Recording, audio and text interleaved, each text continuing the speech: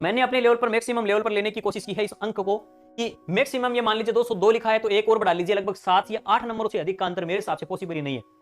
सामान्य के स्टूडेंट है वो अपनी कैटेगरी में भी जाएंगे, 1788 स्टूडेंट ही बचेंगे इसमें टोटल, और उन वो 1788 स्टूडेंट जो होंगे वो कौन से होंगे, जिनका स्कोर लगभग 202 से अधिक है, लगभग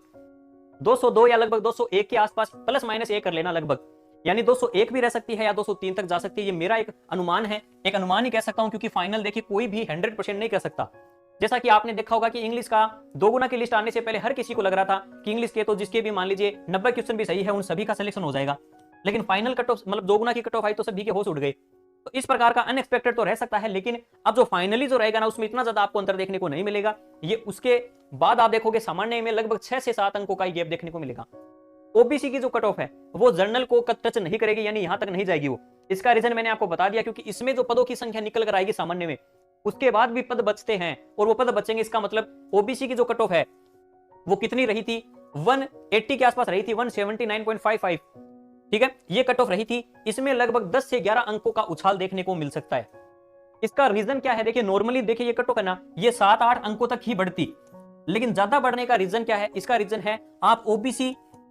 और अनरिजर्व कैटेगरी यानी सामान्य वर्ग का अगर आप देखोगे तो गैप है वो लगभग 15 अंकों का है, 15 अंकों का। 2 गुना में ये गैप बहुत ज्यादा है ऑलरेडी, और इसको कवर करते करते भी ये मान के चलो कि इस कारण से इसकी कट ऑफ है वो लगभग 11 अंकों तक ज्यादा जाने के चांसेस है, क्योंकि ऑलरेडी इसकी कट ऑफ है उसमें अंतर। आप किसी भी जितनी भी कट ऑफ आई है लेवल 1 लेवल 2 किसी भी सब्जेक्ट में, आपको सामान्य में और ओबीसी में इतना बड़ा अंतर देखने को नहीं मिलेगा। ये अंतर का बहुत सारे रीजन है यहाँ पर, चाहे बैकलॉग के पद हो, स्पेशल कैटेगरी हो, कुछ लगभग 450 के आसपास स्टूडेंट ऐसे भी हैं यहाँ पर जिनका टीएसपी में भी सिलेक्शन हुआ है और नॉन टीएसपी में भी हुआ है। अब वो दोनों जगह पर सिलेक्टेड हैं, अब वो ज्वाइनिंग तो हो सकता है अपनी क्षेत्र में करें, टीएसपी में करें, लेकिन ये पद है इसको भी प्रभावित कर रहे हैं। इसका मतलब कई सारे हैं, चाहे एक सर्विसमैन के पद हो, वो सामान्य से सिलेक्ट होने के कारण सामान्य के अंदर सारे सिलेक्ट हो गए तो सामान्य की कट ऑफ अपने आप ऊपर चली गई। इसके अलावा टीएसपी के स्टूडेंट है वो सामान्य से सिलेक्ट हो गए तो उसकी कट ऑफ ऊपर चली गई। कई ऐसे पद हैं जो सिर्फ सामान्य में सिलेक्ट हुए हैं, वो ओबीसी तक पहुंचे नहीं, इसके कारण ये ओबीसी का और जनरल का जो कट ऑफ का गैप है वो ज्यादा देखने को मिला है, ठीक है। हाँ, एसटी के अंदर मैंने फिर भी देखिए आपसे कहा था कि सबसे ज्यादा ये गैप है ना एसटी में, लगभग 11 से 12 अंतर आपको एसटी में ज्यादा देखने को मिलेगा। एसटी का यहाँ पर हो सकता है कि मैंने एससी से थोड़ा सा इसका, हाँ एसटी का नहीं सॉरी, एसटी का यहाँ पर मैंने लिख रहा है 12, सबसे ज्यादा अंतर एसटी के अंदर देखने को मिल सकता है यहाँ पर। और इसमें ये कोई फिक्स नहीं है कि साथियों, मैंने अपना एक विश्लेषण के आधार पर मैंने एक अनुमान ही शेयर किया है, इससे कोई भी ना तो डिमोटिवेट हो और ना ही कोई किसी को ये लगे कि नहीं हमें तो कट ऑफ से बाहर कर दिया। ये सिर्फ मैं अपना एक विश्लेषण के आधार पर एक अनुमान बता रहा हूं, मुझे पूरा विश्वास है आप इसको एक ऐसे अनुमान ही लेंगे ताकि आप अपने बारे में परख कर सके कि हाँ मैं बॉर्डर लाइन पर हूं या मैं सेफ हूं। अगर इससे अधिक आपके अंक है तो मेरे साथ से आप निश्चित रूप से आप सेफ हैं, बिल्कुल आपको कहीं कुछ डरने की जरूरत नहीं है, ठीक है। चलिए बात करता हूं ईडब्ल्यूएस की, तो ईडब्ल्यूएस की जो कट ऑफ रही थी 174.49, और इसमें लगभग 10 अंकों की बढ़ोतरी देखने को मिल सकती है, और फाइनली जो 184 के आसपास कट ऑफ रहेगी, प्लस माइनस एक सभी में मैंने लिख रखा है, यानी इसमें सिर्फ 1-2 अंकों का ही ऊपर नीचे गैप देखने को मिलेगा, ज्यादा अंतर देखने को नहीं मिलेगा। अनुमान इसीलिए है क्योंकि फिक्स नहीं है, सिर्फ एक आधा अंक है वो ऊपर नीचे इसमें देखने को जरूर मिलेगा आपको।